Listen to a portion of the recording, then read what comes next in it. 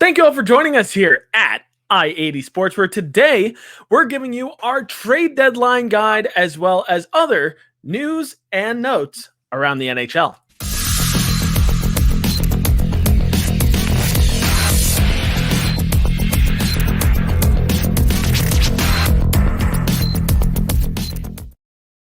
Thank you all for joining us here again at I-80 Sports. Make sure you check out our website down below, i80sports.com, where our newly renovated website has been up for a little while now. We've got a shop going right now.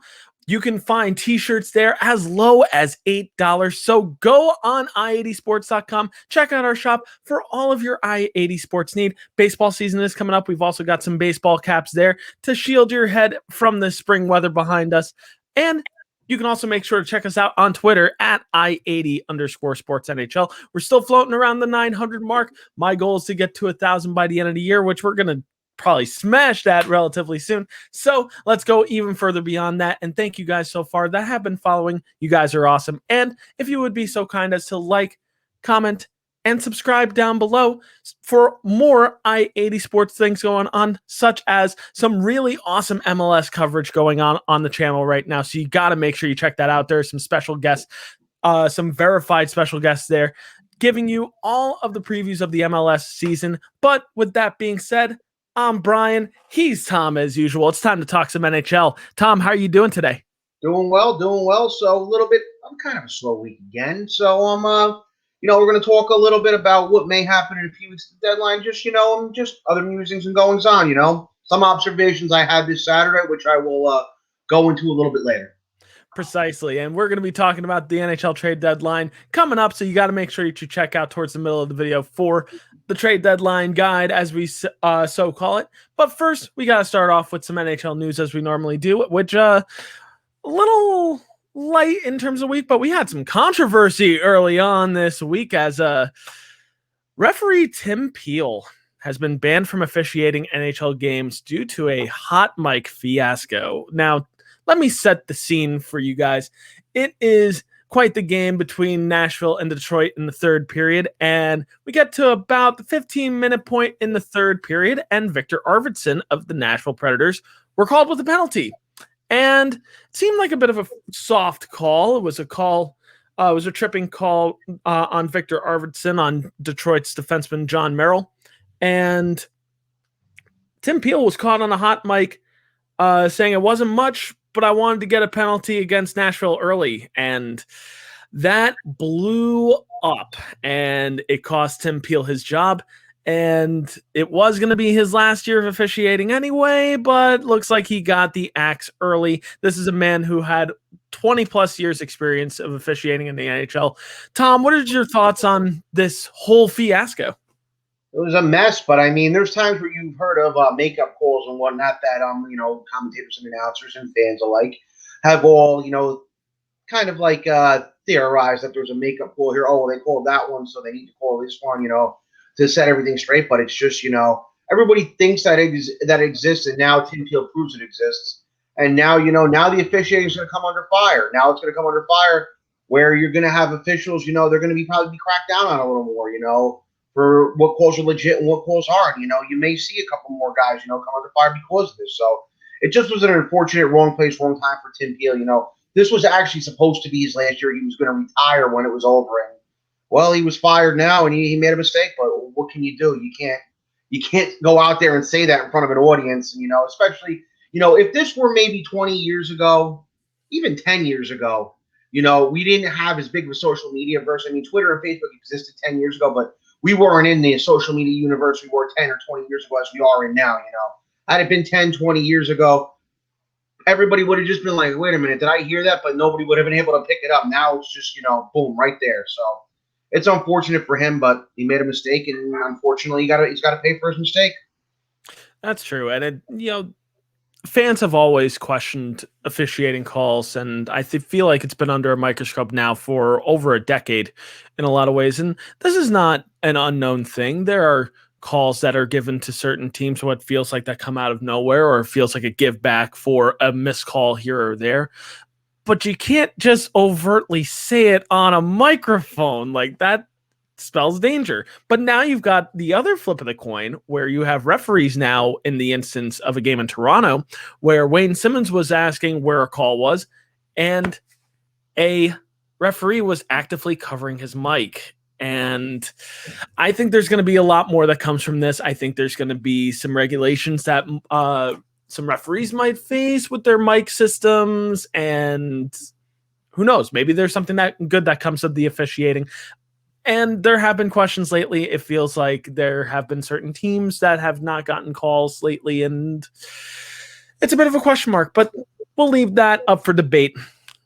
Moving right along, the Florida Panthers took quite a blow yesterday as they have lost defenseman Aaron Ekblad for the for the foreseeable future after he took a really nasty spill yesterday up against the boards, and he had to be escorted off the ice on a stretcher yesterday. And I gotta say, I am devastated for Aaron Ekblad. I'm devastated for the Florida Panthers, and I'm more so devastated for Aaron Ekblad because this is a kid that was finally, getting everything right. He had 11 goals, 11 assists on the season for 22 points, a +5 rating.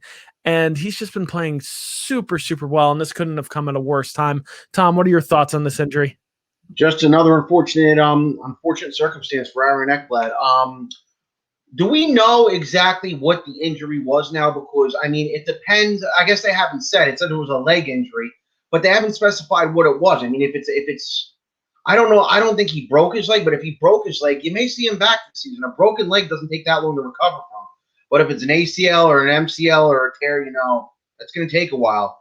Because the first thing I thought of, I remember a couple years ago when Steven Stamkos broke his leg when he got slammed in the net by Zdeno Chara, and he was back before the season was up. He was back in time for the playoffs for the Lightning.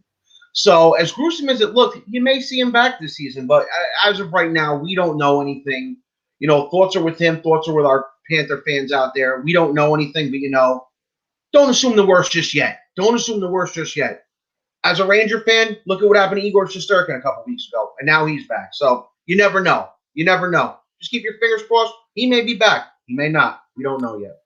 Fingers crossed, and hopefully Aaron Ekblad's injury is not so serious that he has to miss significant time. And if he does, speedy recovery to him, as the Panthers would be taking a blow if he does miss some significant time.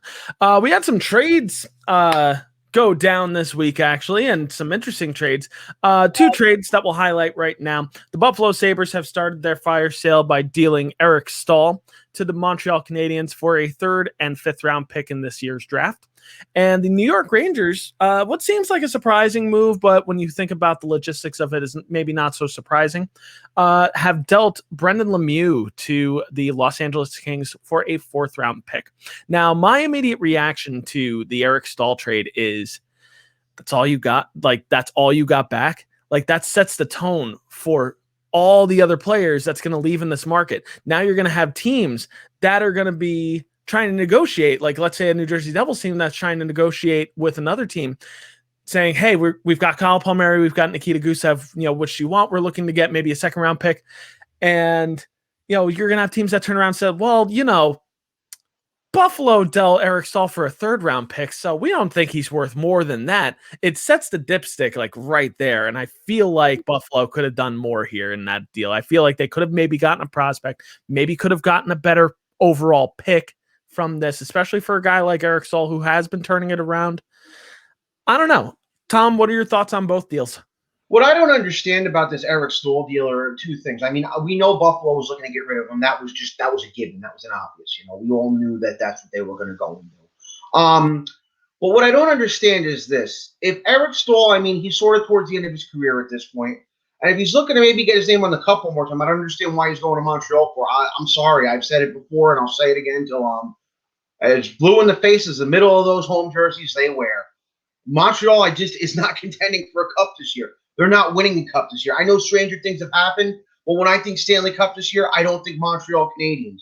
So I don't understand why Staal accepted a trade to go there after saying early on in the year Montreal was one of his teams on his no movement list. Now he decides to go there. Number two, I don't know what Montreal is thinking. You're probably not winning a cup. You're in that area that Brian calls playoff purgatory. So giving up a 5th round draft pick, so. But you can still get value in the 3rd round. So now you give him a 3rd and a 5th for a guy who's a UFA next year, who's potentially going to retire, and okay, who maybe may help you win a playoff game or two. I mean, listen, man, I have my issues with Eric Staal being a Ranger fan and all that, and him coming over 5 years ago and pretty much not doing anything. But this just doesn't make any sense. If it was a team on a cusp, a team looking to add to some depth, a team looking to chase after a Stanley Cup like the Rangers were at the time, a team now like, say, I don't know, pick a team out of a hat, maybe like a Winnipeg or something, a team who may have a realistic shot, a team maybe like, I don't know, like Pittsburgh, I could understand it. But with Montreal and with Eric Staal, this deal doesn't make any sense to me. I'm sorry. Yeah, I tend to agree. And, I don't think Eric Staal has the best chance of winning a cup in Montreal either. I think Montreal is playoff bound, certainly. I do think of them highly in that regard, but you're kind of right. They're still in that purgatory setting. Now, on the Brendan Lemieux side of things, where he was dealt from the Rangers to LA, yes, you're getting a 4th-round pick for a guy who's a bottom 6 player, which is fine. Not a bad deal. I just don't know if it was the right deal for the Rangers. And my only explanation to that, first of all, Tom will even explain, what the reasoning they made this trade is, and I'll let him explain. But Brendan Lemieux gives the Rangers protection and gives a player who is one of the hardest working guys on the ice and also stands up for your younger guys like Kakko, Lafreniere. I feel like you're losing in this deal. And I know that there's another player that Rangers fans are excited for that could do the same, but it's unproven talent versus proven talent in this case. I think it's a little haphazard to make this move. Tom, I know you're probably going to disagree with me on this one, but it's fine. Well, I'm not going to beat around the bush. I do disagree with you. There were about two reasons why. Well, okay, before I go into those 2 reasons, let's rewind first.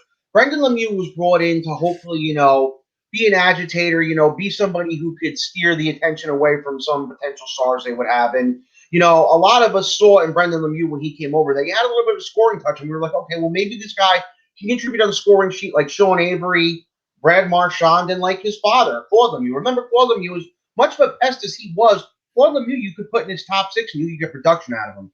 You just weren't seeing that with Brendan Lemieux. They gave him chances upon chances upon chances the last 3 years, and he just never seemed to find that scoring touch. This year especially, he wasn't playing responsible hockey. It's one thing to be a goon. It's one thing to protect guys, but it's another thing to be a responsible hockey player. He was taking so many boneheaded penalties, getting in fights for no reason, basically hurting his team all the time.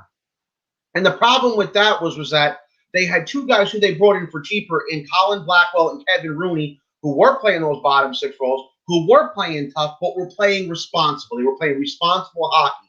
Now, I'm not one of those people. Actually, I am one of those people who believes that the days of toughness in the league are over. You got to be tough, but you got to be responsible. In today's game, there's no, okay, I'm going to throw my enforcers out there, and they're going to change the way of the game and fight. No, those days are over. In today's game, you need 4 lines who can skate, 4 lines who can score, and especially your 4th line. Your 4th line, more than any other line in today's game, needs to play responsible hockey on both sides of the puck. They need to play, if they get their chances offensively, great, but they need to play responsible defensively and they need to stay out of the box.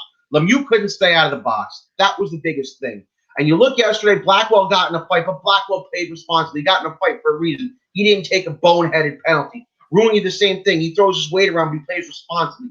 Doesn't take boneheaded penalties. There was another little rumor out there, and how true it is, I don't know, that Lemieux and Tony DeAngelo were close. And maybe, just maybe, Lemieux was stirring up problems in the locker room, kind of like DeAngelo was.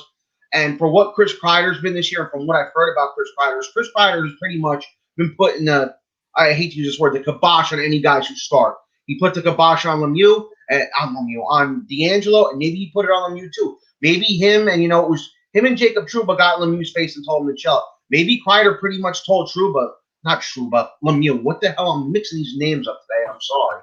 Told Lemieux, tone it down a little bit, and refused to tone it down. And Kreider maybe went and just said, maybe Kreider and the consensus from the veterans on the team were, we don't want this guy in the room anymore. He's not helping us on the ice. He's not setting a good example for young kids, and we just don't want him here anymore. How true it is, I don't know. Yeah, I think there's still more that's going to unfold from this and why the deal was made. I mean, if it's not obvious, I mean, who's going to be the guy replacing him in the lineup there, Tom? Who are you most excited for? I mean, I do think Kravtsov, but remember, you had Phil Giuseppe and Brett Howden out because of the COVID protocol. So, the problem with Kravtsov is this: he's only got one full practice in, and I don't think they want to rush him in. They want him to get into practice. I'm sure they want him to get up to pace. You know what I'm saying? So, I think you are going to see him in the lineup sooner rather than later. But I don't see this as like a surefire. Oh, he's gone because Kravtsov coming in. No, I think he's gone just because of the simple fact that you have Howden and Giuseppe coming back from the COVID protocol. And B, Kravtsov is there, and eventually Kravtsov is going to have to play.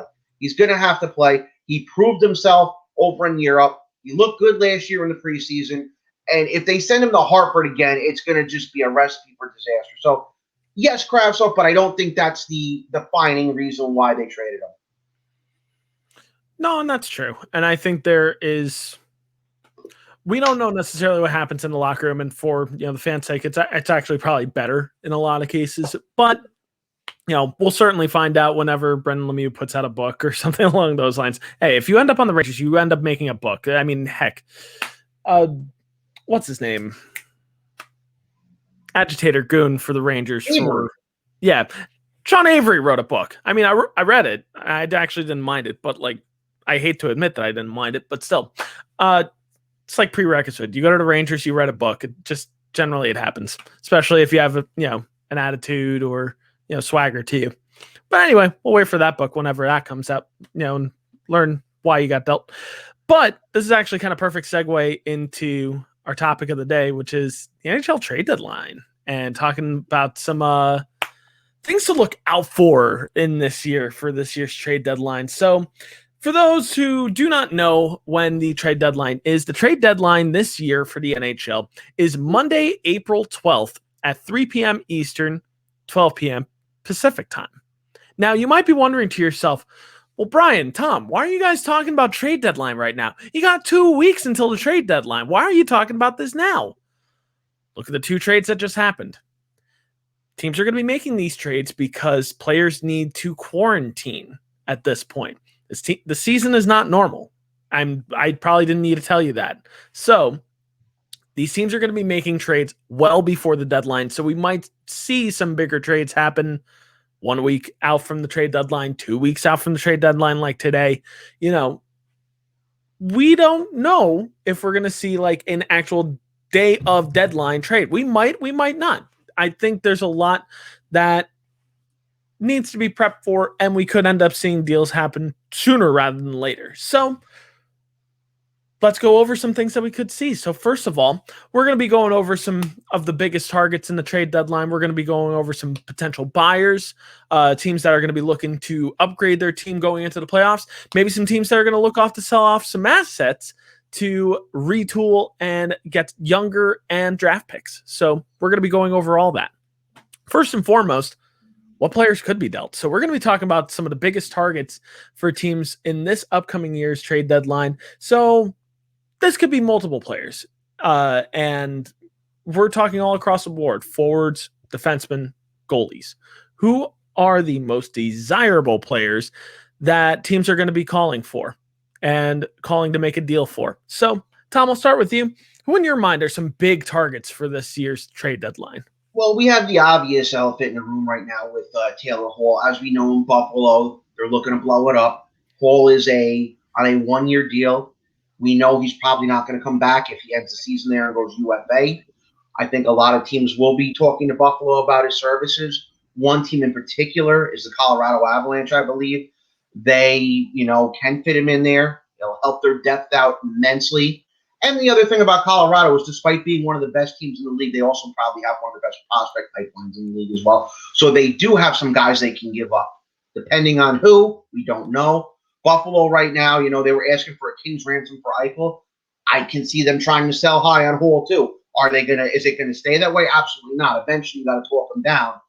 But Hall is a huge one. Colorado, I could see some other teams inquiring about him as well. I heard that Lou Lamoriello and the Islanders were really interested in bringing him in too. And with that, it'll just be an easy trip down the thruway, on 90 and down the thruway to Long Island for him. And, he knows this area as well. He's lived around here. He was a New Jersey Devil for a little while. I'm sure Brian remembers. I left a lot of good memories there. So we'll see what happens with Taylor Hall. There's two other guys here I'm thinking of. Both are on the Columbus Blue Jackets. One is Nick Foligno, and I just think Foligno just because he's getting older, and I think maybe he wants that shot at that cup.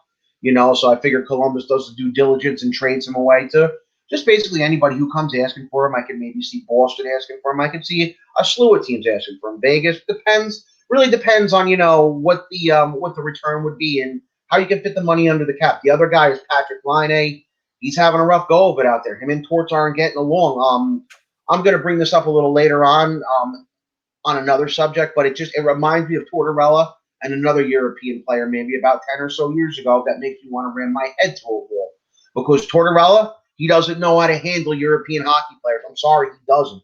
He doesn't. Unless you're a bottom six guy like, say, a Ruslan Fedotenko, he can't handle these European players. He just doesn't know what he's doing, and it's not good because the Europeans aren't going back to Europe. It's not going to be meat and potatoes North American hockey anymore. Europeans are here to stay in this league. They've been here to stay for the last 30 years. They're not going anywhere. So maybe it's John Tortorella over there in Columbus that has to adapt, and not so much Patrick Laine. But, I could see if they came for the right price there, somebody came for the right price, they could do it. Or, it's like what happened with Tortorella with the Rangers and said player who I'll mention later on. He wanted him out of town. So they got him out of town at all costs. Maybe the same thing will happen with Columbus. We don't know.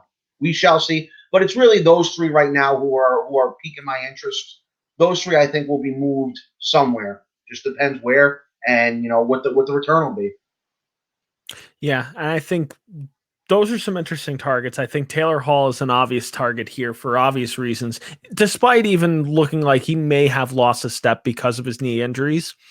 But I'm going to throw out some other interesting names that are out there as well. I think the Devils have two interesting names that are in the constant conversation. The obvious one is Kyle Palmieri, who, sure, he hasn't been getting the scoring touch going this year, but it doesn't mean that he's not a desirable asset for some teams. He is a proven 25 to 30 goal scorer, and on a rental deal could, reignite a fire under him so that way he can make a playoff push. There is the possibility of that. Another player from the Devils to keep in mind is Nikita Gusev. And a lot of people will look at that name and say, well, he hasn't done anything with the Devils. What's his worth? There's a lot of worth to him. Despite the fact that he hasn't fit in the Devil system, that doesn't mean that he's not going to fit in another team's system. We're talking about a player with a lot of upside here. He's a valuable top 9 winger with above average hands and an above average shot as well. He's a bit of a defensive liability from time to time, but with a little bit of extra coaching, I think it's something that can be easily turned around and remedied. But like I said, even though he hasn't worked out in Lindy Ruff's system in New Jersey, doesn't mean that he's not going to help for another team. It might also mean that the Devils might be selling kind of low on Nikita Gusev, despite what they gave up to get him. But who knows? Maybe a team could call and actually offer something interesting to the Devils on him. Another interesting name to keep in mind is Connor Garland for the Arizona Coyotes.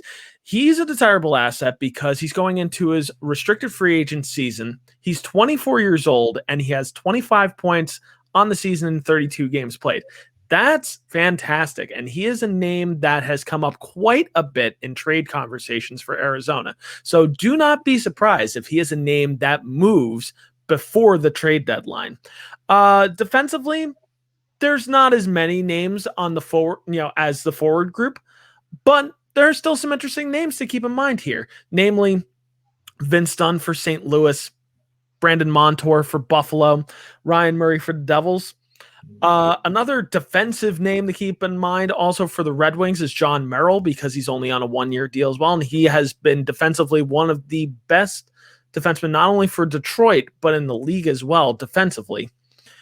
But another interesting name that has been floated around in conversation is Matt Dumba for Minnesota. Now, I don't know if how much I buy him leaving Minnesota, but if the right deal comes across, I could see Buffalo having a difficult time not answering that call, especially because Minnesota needs to let go of a defenseman before the expansion draft, before they have the chance to lose one for free. So he might end up being the expendable piece. Jonas Brodin has been better for them as of late. I don't see him being on the chopping block like I had thought he would be coming into this season.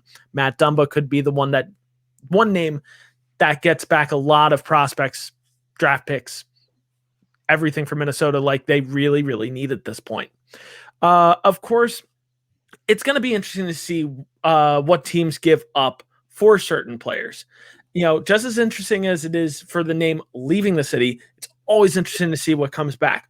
For instance, last year, just as early as last year, the Devils ended up with Yanni Kuokkanen by trading Sami Vatanen, and that's a name that is paying off big time for the Devils this year in a big way. So it's going to be interesting to see what names are on the move.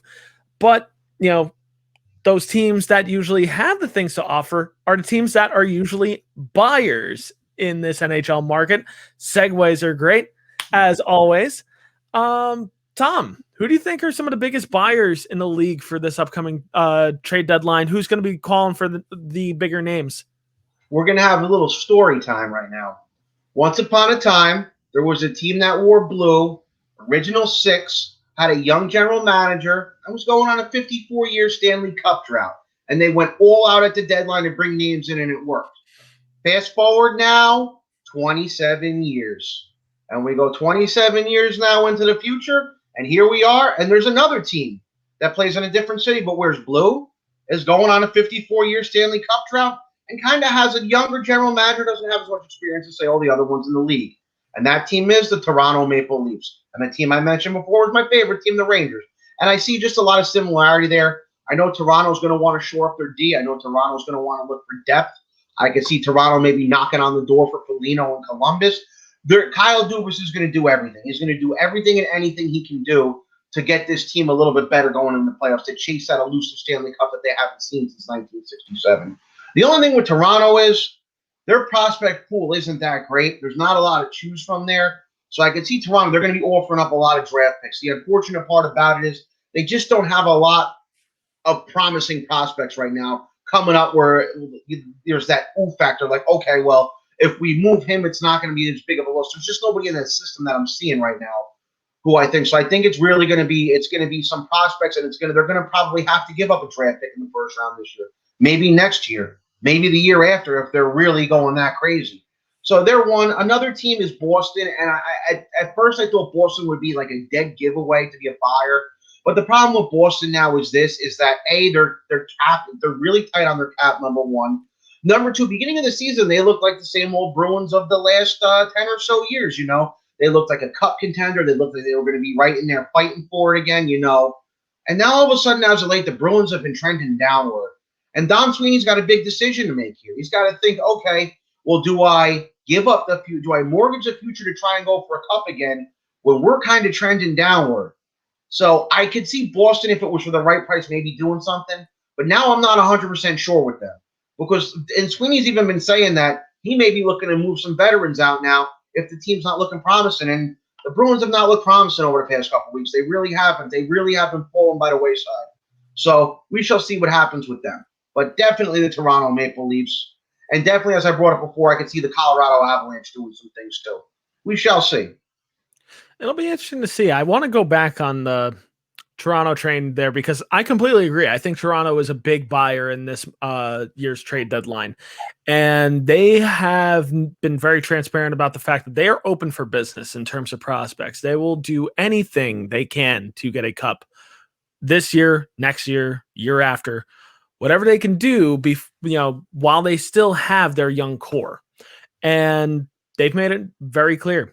They've got prospects that they're willing to deal. Now, it's how willing they will be to deal those prospects. Now, Tom had mentioned before that there weren't that many interesting prospects. Now, I agree that their prospect pool is not as deep as other teams. That is for sure. They do have a lighter group of prospects. But that being said, the guys towards the top are some pretty interesting names. Namely, recently drafted in the first round, Rodion Amirov, another name that could be on the move. Rodion Amirov could be a name on the move. I doubt Nick Robertson would be a guy that Toronto would deal, but if the right trade comes around, if they can get a guy with term, maybe. You never know. Another name that I could honestly see going as a prospect on the move, and that would be kind of surprising. I feel like Toronto fans might be mad. I don't really know. Timothy Liljegren, who hasn't come up yet for the Toronto Maple Leafs, but is a very promising defensive prospect and could be a chip of a player to give up in a bigger trade to win now. Other names to keep in mind for them: Joey Anderson, Mikhail Abramov, Rasmus Sandin, though I doubt Rasmus Sandin would get traded. I think he's one of those untouchable pieces for Toronto. But yeah, definitely some draft picks would leave Toronto if they're looking to win now, for sure. Another team I think you can safely kind of keep in mind as a potential buyer are the New York Islanders. And the only reason why I say they would be buying in this upcoming year is simply because their captain, Anders Lee, is now out for the rest of the season. They could use another top 6 scoring forward to, give them a little bit of playoff insurance. There's been talks of like, hey, maybe call the Devils for Kyle Palmieri. There's a really good rapport between the Islanders and Devils to get a trade done. Maybe that could be something that they could be looking at just as a, bona fide scorer. That being said, the Islanders also might be set with where they currently are. They have quite a gem in Oliver Wahlstrom, and he has been very, very good lately and has been picking up the pieces since Anders Lee has left with injury. So it'll be interesting to monitor if the Islanders end up moving up, but they're currently sitting at the top of the East, and the East Division is one of the most difficult divisions in the NHL.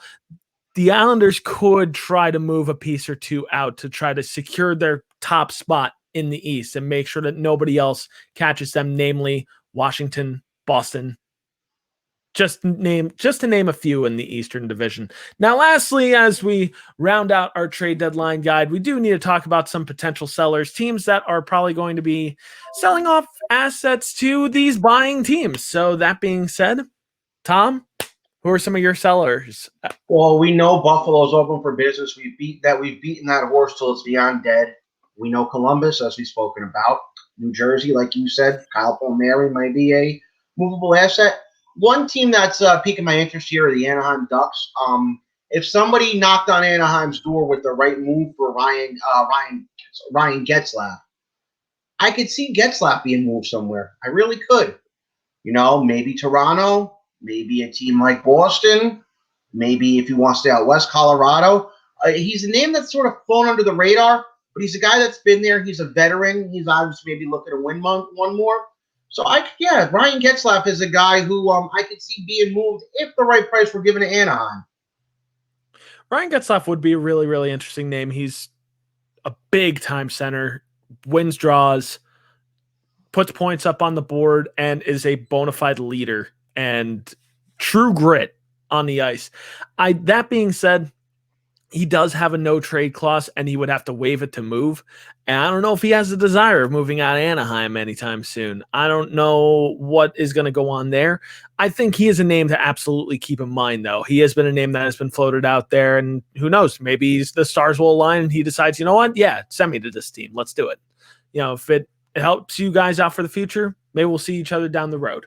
But, Ryan Getzlaf is a bona fide Anaheim legend at this point. He's going to have his number in the rafters somewhere down the line. He might even find himself in the Hall of Fame. Who knows?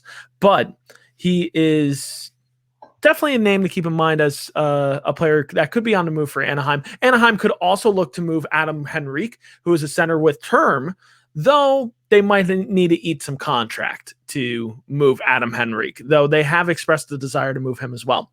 Another potential seller. First of all, I'm not going to mention Buffalo because it would be beating a dead horse with another dead horse. I agree with Tom there.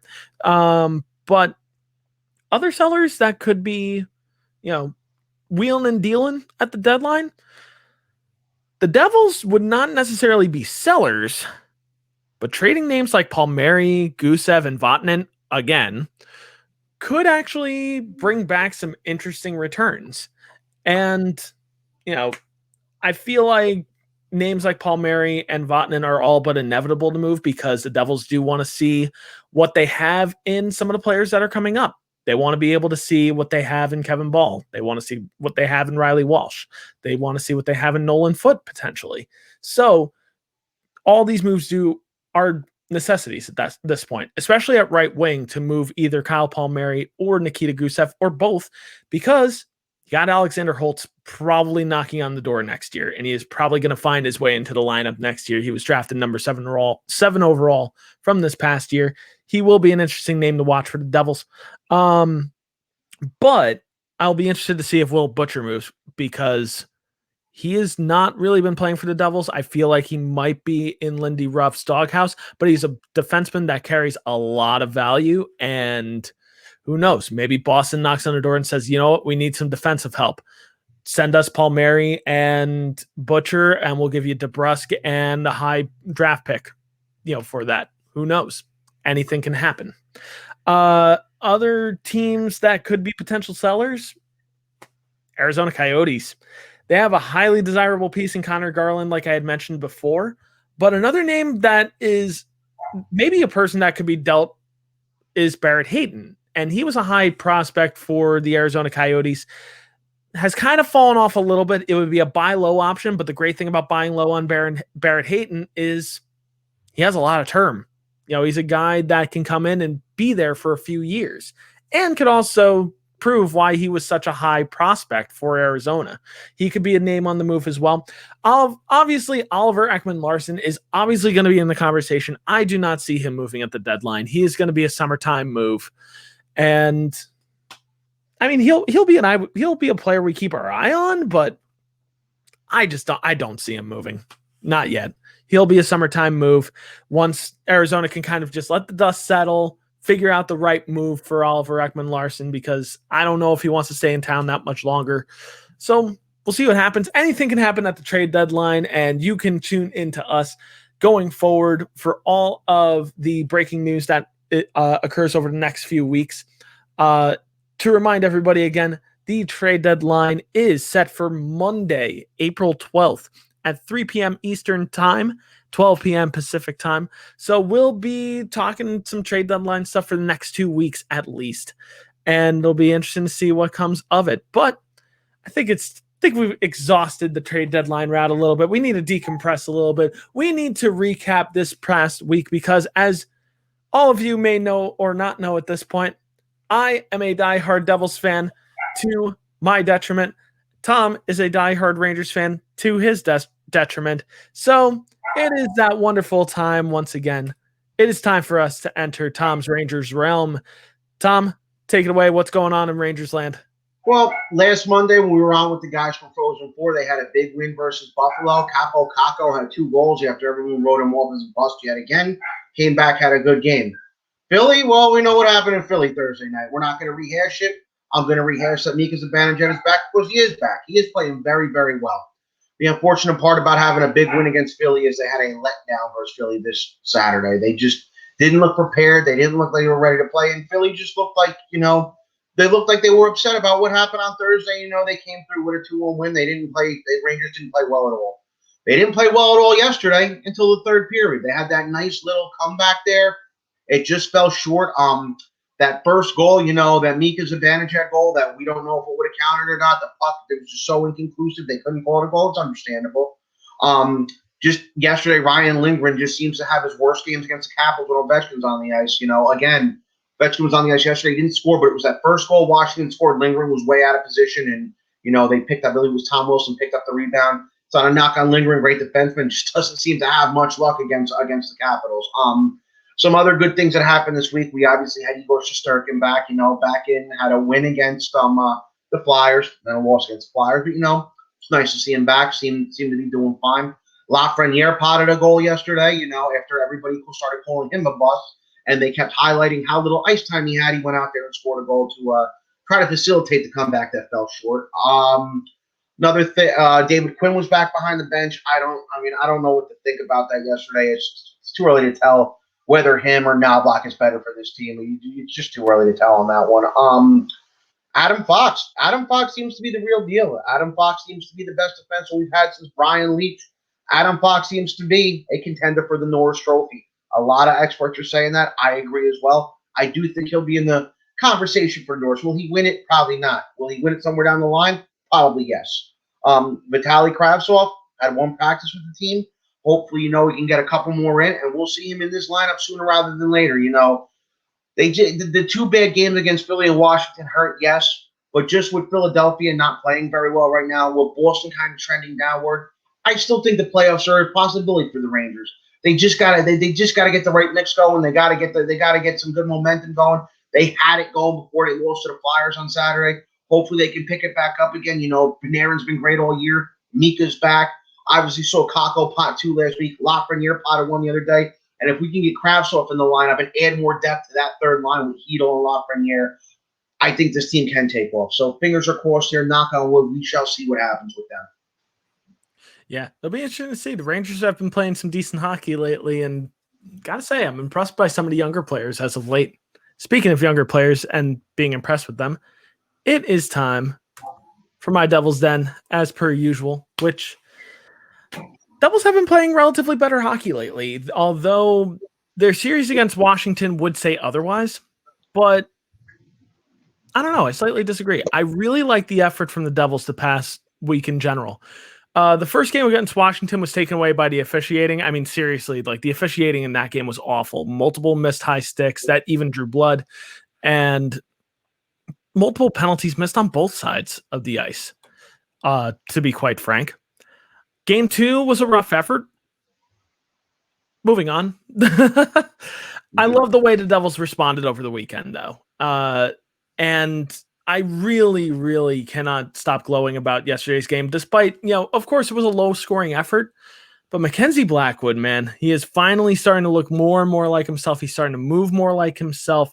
And he had a save of the year yesterday with 8 seconds left in the game. What a save. And it's, of course, sparked the debate across the entire NHL community. Was it a goal or was it not a goal? And from looking at it further, it was not a goal. The right call was made in this situation. For the first time, the right call was made against the Devils this season. Holy moly. But Blackwood, holy moly, he has been great lately, and he is starting to really turn it around again and show why he is one of the best goalies, not only in the Eastern Division, but in the entire NHL. He is going to be a goalie that is in the Vezina conversations within the next few years. And I'm staking my claim on that one. That's my hill to die on. He is a stud. I also really want to highlight the effort lately from one of the Devils' most successful lines, the line that has been the top line lately, Yanni Kuokkanen, Travis Zajac, and Yegor Sharangovich. All three of them have worked so well together. Zajac is showing that he's not quite ready to hang him up, and he's looking better. He's been slightly rejuvenated by his young wingers. Yanni Kuokkanen, as I mentioned last week, and to just keep hammering it on. He's making some great passes. He's creating organic space. He's going tape to tape in situations where some players would normally not go tape to tape in some situations. Sharangovich, he's showing bursts of speed. He's playing a lot better. It looks like he's got some really good chemistry with Travis Zajac and Yanni Kuokkanen. So it's going to be a line to monitor going forward. I think that Lindy Ruff has something in this line. And even if you don't necessarily have Travis Zajac for next year, it will be interesting to see if Yanni Kuokkanen and Yegor Sharangovich maybe find their way as a pair next year. I think they are two players that are worth keeping up at the NHL level for next year. I think they both, have started to prove their worth on this NHL team as role players going forward. I'm hoping that the Devils can maintain their momentum going into this week. They're not that far out of contention at this point. People have been talking about them as sellers, that, as a team that's just, in the same conversation as Buffalo, and I disagree. Yeah, they're not as good as some of the other teams in the league. That's for sure. But they're one of the youngest teams in the league. Their median age, I believe, is like 22 or 23 years old. The majority of their team is under 23 years old. This team is worth looking at. This team is not worth overlooking on the schedule. It's not an automatic win. And if the Devils could play Boston for the rest of the year, I'd be a happy, happy person, to be honest. Almost undefeated against Boston this year, and it's been great. We have been Boston's worst nightmare, and I love it. But time to move on to some general NHL and U.S. hockey weekly thoughts, which we wanted to give a quick highlight this week to the NCAA tournament. The Frozen Four is now officially set, where we have Minnesota Duluth versus UMass, and we have Minnesota State versus St. Cloud State. Tom, what's your opinion on the Frozen Four? Very Minnesota heavy, which, I mean, in a way, college hockey is great because you get a lot of small schools that, maybe in other sports aren't Division I, but are Division I in hockey, and they get that exposure, You see teams out there like Union, Quinnipiac, I believe St. Cloud State a couple of years ago. They get to a Frozen Four. They win a national championship. Prime example in the 90s, Lake Superior State won a couple national championships in the 90s. Nobody probably ever heard of Lake Superior State before then, and probably nobody even knows who they are right now. But back then they had a couple good runs. But what I want to say is about is the games that were held on Saturday. I actually was out running around Saturday in the beautiful weather, decided to come home, pop the game on, decided, you know what, I want to watch some college games. I want a little, maybe back off from the NHL I just want to see some college hockey games, So ESPN is covering the tournament like they have for the past several years. I don't know exactly how many. Ever since I was a kid, I can remember this tournament being on ESPN, which is something they actually do a pretty good job with. I know I'm giving ESPN some credit. Well, here's what they didn't do a good job with. I was watching the game, Quinnipiac and Minnesota State. It was actually the West Regional semifinal on Saturday night. Great game. I believe Quinnipiac was up 3-1. Minnesota State came back to tie it 3-3, if I'm not mistaken. I might have it backwards, and I'm sorry if I do for anyone listening. But the game itself wasn't my problem. It was a great game, good comebacks, good overtime thriller. Here's what my problem was with this. It was on ESPN Plus. Every time ESPN Plus went to commercial, when the commercial would end to go back to the coverage, the commercial on the screen would freeze, and you literally would be like listening to the game. You hear the announcer describing the action, and you have the ending of the last commercial frozen on your TV screen. ESPN, you're getting the NHL back in a year. Get it together, and get it together soon. Because if you're going to be doing this next year, you're going to have a lot of angry people, a lot of angry hockey fans calling you, and it's bad enough that there's people who wanted it back for the nostalgia of the 90s. The way that World Cup was covered back in 2016 was terrible. The way this was covered for a good game, a good overtime thriller, probably wasn't in ratings, probably wasn't big on the ratings, but it was a good game. The way this was covered and the irresponsibility with this is terrible. And it carried on to the other game that night. I'm just going to scroll. It was Minnesota Duluth and North Dakota went 5 overtimes. You'd figure they screw this up the next game, they would fix it. They didn't fix it. So that game, the same thing's happening. You keep having to go out of the game and go back into it every time there's a commercial. Not good, ESPN. You got to get it together, and you got to get it together soon. If you're going to have NHL games on next year, I mean, first of all, it's not a knock on college hockey. It's unacceptable for college hockey because college hockey is some good hockey. You see some good games this time of year in this tournament. But for the NHL, it is extremely, extremely, extremely unacceptable to be doing this, and I'm sorry. One more thing I want to get at here, and I'm a little upset with too. They ratified or nullified or whatever you want to do, confirmed the new procedure for the draft lottery last Tuesday. It's going to be, the lottery will only be for the first 2 spots. A team can only drop 2 spots, and a team, well, maybe not drop 2 spots, but the highest a team can move up is 6 spots, and I think the most a team can drop is maybe 2 spots. One other thing they had is no team can win it more than twice in a 5-year span. Completely agree with it. My problem with it is this. Say if a team finishes dead last in a year, like say 2022, and say there's a team in a city that's on the Rust Belt that plays on Lake Erie. There's 2 of them. One wears blue, the other one wears red. I'm not going to name either one of them just to not upset anybody. Say in that year, you're in dead last, but you might have a chance of not finishing dead last. But you have a 3-headed monster that year in your draft where you have 3 centers who are potentially going to be game-changing in Shane Wright, Brad Lambert, and Matthew Savoie. So basically, you're sitting there and saying, okay, well, don't tank, but just don't finish in 4th place. Let yourself fall down to 3rd if somebody wins the lottery. That doesn't make any sense. And actually, no, it is true. You can only fall down 2 spots. Say the team in 6th moves up 6 spots, then, yeah, they're only going to drop down 2 spots. So, yeah, I don't find that's going to promote tanking again. Maybe not Mario Lemieux-like tanking back in 1984 when the Penguins tanked so the Devils couldn't get them. But at the same time, if you're coming into a draft like the one in 2022 that's coming up with 3 game-changing forwards as your top 3 potential picks, the same thing could happen.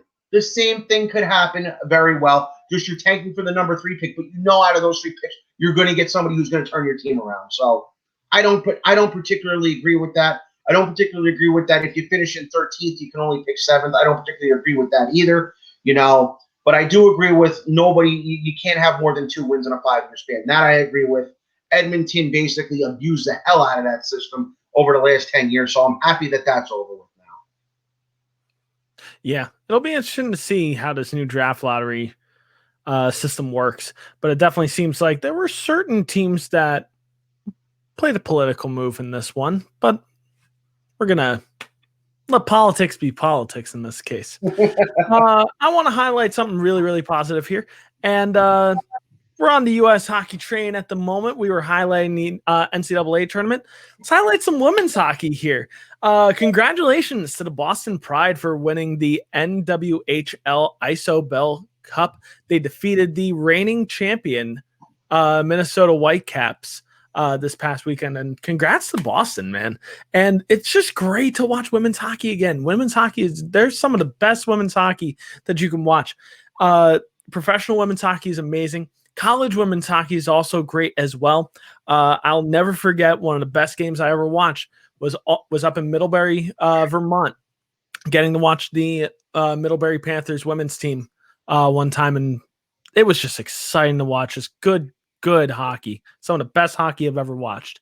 That's one of my highlights for this past week. Another highlight is the Canadians signing Cole Caulfield to his entry-level deal. His college team got knocked out. Cole Caulfield is going to be a Montreal Canadian very, very, very soon. We could even see him as early as this year. We'll see what happens. But Cole Caulfield, welcome to the NHL. Hope you don't get hit too hard because a little small. But anyway, small players can work, though. But that being said, it's time to close out our show with our usual listener question of the week, which, as this normally turns out, I usually hop on Facebook and Twitter to ask what your biggest question in the NHL is as of right now. And we got quite a serious question for this week, and we want to address this right now. So Mike on Twitter asks, what is Patrik Laine? And it's always interesting when I hear this question, because when I hear this question, what is Patrik Laine? It always leaves me wondering, how is Patrik Laine? And I always wonder, maybe this is the question that we should be asking instead. Not what is Patrik Laine or where is Patrik Laine? It's how is Patrik Laine? It's time that we have concerns about these players on a deeper level. Tom, do you agree? I agree. Like, wholeheartedly. That being said, obviously this is quite a joke here. Happy early April Fool's Day, guys. But we just wanted to be able to highlight this question because this was too wild of a question not to highlight. So, Mike, thanks for giving me a chuckle this afternoon. I appreciate it, bud. But that's going to just about do it for us here at I-80 Sports NHL. Do you guys agree with our assessment on the trade deadline guide? What about everything else going on in the NHL with the Devils, with the Rangers, and the rest of the NHL and U.S. hockey in general? Well, we'd love to hear from you guys, and we'd love to be conversating with you guys. And the easiest way that you can do so is, of course, through Twitter. That's one of the easiest ways. At I-80_Sports NHL. You could become one of our followers, and you could join the conversation there.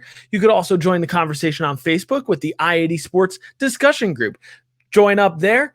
Join the conversation. If NHL isn't totally your forte, hey, we have conversations about every major sport, so you can always find it there for more interesting conversation on whatever your favorite sport is. And you could also comment down below.